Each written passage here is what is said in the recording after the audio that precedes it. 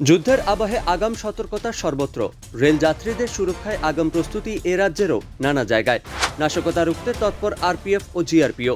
বৃহস্পতিবার শেওড়াফুলি স্টেশনের rail track ও প্রতিটি ট্রেনেও তল্লাশি হয়।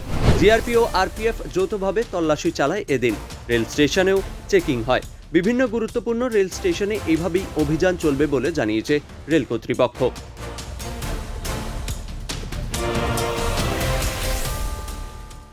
ওখানে করা হয়েছে ওই এক্সিস্টিং সিচুয়েশনেই সিকিউরিটি মেজারকে স্টেপ আপ করা হয়েছে, ঠিক আছে?